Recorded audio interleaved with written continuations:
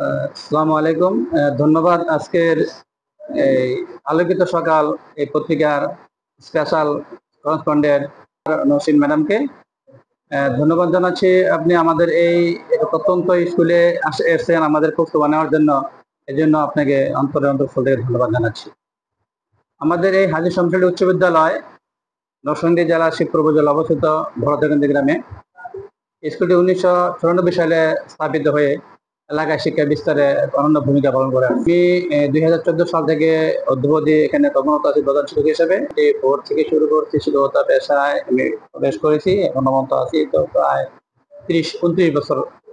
শিক্ষকতা পেশাটা মহান পেশা।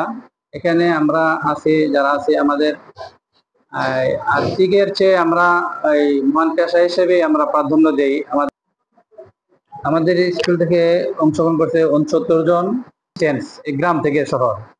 Government boys school walking distance, এই জন্য অনেক ছেলে বিগত দিনের রেজাল্ট আমাদের সন্তোষজনক রেজাল্ট। তো 80 আপ, 87, 92, 91, 95 পর্যন্ত, এমনকি 100 পর্যন্ত রেজাল্ট আছে। ইসলামের হাত ধরে আমাদের স্কুলে আমি আসার পরে আমরা এই কম্পিউটার উপজেলা পরিষদ থেকে কম্পিউটার ডেস্কটপ পেয়েছি।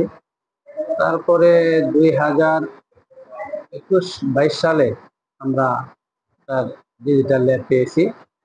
ওই ল্যাব আসার পরে আমরা আমাদের শিক্ষার্থীদের ওই ল্যাবে ক্লাস নেই, আবার মাল্টিমিডিয়া ক্লাসরুম আছে, এখানে ওদের ক্লাস নেই। ওরা এগুলোতে বেশ আগ্রহী এবং এই বর্তমান প্রেক্ষাপটের সাথে এই গ্লোবালাইজেশনের যুগে তারাও মোটামুটি আগ্রহী এবং তাল মিলিয়ে আমরা চালাচ্ছি, ওরাও শিক্ষা গ্রহণ করছে। আইসিটি ক্লাসগুলো পরিচালনা করার জন্য আইসিটির জন্য যে শিক্ষক, আমাদের যে আইসিটি শিক্ষক, প্রকৃতপক্ষে আমরা 3 বছর যাবতই আমরা এই এনটিএসসি এর কাছে চাহিদা দিচ্ছি, কিন্তু আমরা টিচার পাচ্ছি না। এনটিএসসি সুপারিশ করতে গত 2 বছর সুপারিশ করতে, ওরা জয়েন করে নাই। এই বছর সুপারিশ আসেনি। তারপর আমাদের প্রশিক্ষণপ্রাপ্ত টিচার আছে, আইসিটি টিচার, ওরাদেরকে দিয়ে আমরা ক্লাস চালাই, আমরা মোটামুটি ক্লাস চালাতে পারি। একজন কমার্সের টিচার আছে, উনি বেশ অভিজ্ঞ। আরেকজন ভৌত বিজ্ঞানের শিক্ষক আছেন, উনিও আইসিটিতে, ওনাদের যদি আমরা ক্লাস পরিচালনা করতে পারি। এই তথ্য প্রযুক্তির যুগে আমাদের যে যুব সমাজ যেভাবে বিভিন্ন দিকে ধাবিত হচ্ছে, বিশেষ করে অবক্ষয়ের দিকে ধাবিত হচ্ছে, এই যুগে আমি মনে করি যে রেজাল্টটা ভালো দরকার, তারপরে সবচেয়ে বেশি দরকার হলো ভালো মানুষ হওয়া। ভালো মানুষ না হলে শুধু এই প্রাতিষ্ঠানিক যোগ্যতা দিয়ে পিএইচডি করলাম, সমাজে কোনো উপকার আসবে না, এই ভালো মানুষ হওয়ার কোনো প্রয়োজন নেই। দেশের জাতির উপকার আসবে, এই শিক্ষা আমাদের দরকার, মানুষ হওয়া দরকার। ধন্যবাদ আপনাকে। মোবাইল ডিভাইস যে বিষয়টা, এই ডিজিটালের যুগে মোবাইল ডিভাইস দরকার আছে, কিন্তু তার সঠিক ব্যবহার করতে না পারলে সেখানে হলো আমাদের অভিশাপ, তো হয়ে যায় অভিশাপ। আমরা মাধ্যমিক লেভেলে হয়তো করোনা মহামারীর কারণে আমাদেরকে অনলাইনে ক্লাস করার জন্য মোবাইল ডিভাইস গুলো অ্যালাউ করছিল গভর্নমেন্ট, কিন্তু এখন যেহেতু ওই রকম সমস্যা নাই, সেজন্য আমরা আবার গভর্নমেন্টের মাধ্যমে আমাদের মাঝে গভর্নমেন্ট আবার নিষেধাজ্ঞা জারি করছে যে মোবাইল ক্লাসে নিয়ে আসা যাবে না। তো আমরা এই ব্যাপারে শিক্ষক এবং শিক্ষার্থী সবার জন্য ক্লাসে মোবাইল নেওয়াটা আমরা নিষেধ করেছি, এবং মোবাইল থেকে তারা বেশি মোবাইল ব্যবহার না করার জন্য আমরা ছেলেমেয়েদেরকে বিভিন্নভাবে পরামর্শ দিচ্ছি। মোবাইল খুব বেশি প্রয়োজন না হইলে ব্যবহার করার প্রয়োজন নেই, তবে আমরা অভিভাবক সমাবেশ থেকে ওদেরকে বলছি যে ছেলেমেয়েরা মোবাইল ব্যবহার করলে স্কুলের কোনো কাজে, লেখাপড়ার কোনো কাজে মোবাইল ব্যবহার করতে পারবে। একটু একটা যে একটা প্যারাগ্রাফ দরকার, একটা আমার এটা আমি বইয়ে পাচ্ছি না, এটা যে মোবাইলে সার্চ করলে পাওয়া যায়। এই বিষয়ে গার্জিয়ানকে বলছি যে আপনারা সতর্ক থাকবেন, এবং ছেলেমেয়েদের যখনই পড়াশোনার কাজে মোবাইল ব্যবহার করতে চায় আপনাদেরকে অনুমতি নিয়ে মোবাইল ব্যবহার করবে, তখন আপনারা একটু নজরদারি করবেন যে কাজ করছে, এবং 10 মিনিট 15 মিনিটের বেশি মোবাইল দেওয়ার প্রয়োজন নেই। আপনাকে যে বাল্য বিবাহ রোধে আমাদের কমিটি আছে স্কুলে, এবং মাদক দ্রব্য প্রতিরোধ কমিটি আমাদের স্কুলে আছে এবং সরকারের দাবি। তো আমাদের মাননীয় উপজেলা নির্বাহী অফিসার মহোদয় আমাদেরকে আমাদের বলে, আমরা যখন মাসকাবারি মিটিং করি, মিটিং করতে বলে যে বাল্য বিবাহ ব্যাপারে আপনাদের কারো কোনো আছে। তো আমি বিশেষ করে আমার স্কুলে আমাদের টিচার স্টাফ নিয়ে বা আমাদের যে বাল্য বিবাহ রোধ কমিটি আছে, কমিটি নিয়ে আমি আমাদের কাজ করি, এবং অভিভাবক সমাবেশ করলে আমি অভিভাবক সমাবেশ এই বিষয়গুলো তুলে ধরি, যে বাল্য বিবাহের কুফলগুলো ধরি। সাধারণত যে এই গ্রামের দেশ বাল্য বিবাহ প্রচলনটা আছে, মাঝে মধ্যে আমাদেরকে না জানায় কিছু ঘটনা ঘটে। তো এগুলো যে না হয় সমাজে শিক্ষা দিকে আগ্রহ করার জন্য এবং বাল্য বিবাহের যে নেগেটিভ সাইডগুলো আছে এগুলো আমরা তুলে ধরে বরং পড়াশোনা করলে এটার এই প্রাপ্তবয়স্ক হয়ে বিয়ে দিলে যে পজিটিভ দিকগুলো এগুলো আমরা তুলে ধরি, তখন গার্জিয়ানরা কিছুটা কথা আমাদের শুনে, শিক্ষকের কথা শুনে। এই ব্যাপারে আমরা সবসময় ভূমিকা রেখে যাচ্ছি যে বাল্য বিবাহ যেন না হয় গ্রামে এবং আমাদের।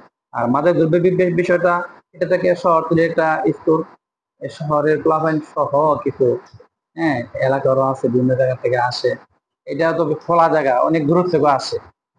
এই ব্যাপারে আমরা আমাদের বাইরে তো আমরা কিছু বলতে পারি না, তো মাঝে মধ্যে দেখি পুলিশ আইসা রেড দেয়। আমাদের এখানে উপজেলা থেকে পুলিশ আসে এবং আমাদের যে মাদক দ্রব্য নিয়ন্ত্রণ অধিদপ্তর নরসিংদী সদর, এখান থেকে আমাদের লোকজন আর বিদ্যালয়ের শিক্ষার্থীদের কাছে আমরা এগুলো নিয়ে মাঝে মধ্যে আলোচনা করি, কাউন্সিলিং করি এবং কুবল সম্পর্কে এদের ইয়েগুলো আলোচনা করি, এগুলো কথাগুলো আমাদেরকে বলি এবং আমরা চেষ্টা করি আমাদের অন্তত আমাদের শিক্ষার্থীরা যেন এই দিকে আসক্ত না হয়।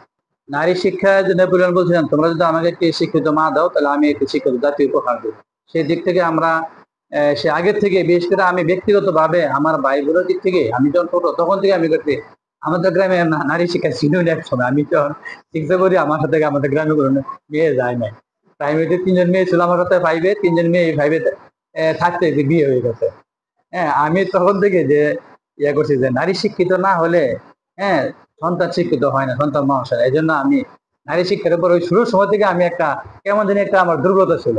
আমি যখন শিক্ষকতার নাম যখন ডিগ্রিতে পড়ি, না 9তে পড়ি, তো আমার একটা ছোট বোন, হ্যাঁ আমি ইয়ে করছি যে আমার এই বোন, আমি বড় বোনকে পড়াইতে পারি না, আমি ছোট ছিলাম। বড় বোন প্রাইমারি করার পরে বিয়ে হয়েছে, কিন্তু আমি আমার ছোট বোনগুলো ইনশাল্লাহ, আমার এক ছোট বোন প্রাইমারি চাকরি করে, আরেক বোন হাউস ওয়াইফ কিন্তু এসএসসি পাস। আর এখন আমাদের গ্রামের নারী শিক্ষা আমার কারণেই, এবং আমাদের এই ঢাকায় আছে এখন একজন মহিলা প্রাইমারি শিক্ষক, ওনার কারণে আমাদের গ্রামের নারী শিক্ষা বেশ, আমাদের গ্রামের মেয়ে ডাক্তার, আমার মেয়ে ইনশাল্লাহ ডাক্তারি করতেছে, ছেলে মেয়ে মেয়ে আছে এখন ভালো, প্রাইমারি টিচার আছে, হাই স্কুল টিচার আছে। শেষ নাই, তারপরও কিন্তু এগুলো না হলেই নয়। যেমন আমাদের এই বিদ্যালয়টি অবকাঠামোর দিক থেকে আমরা পিছিয়ে আছি।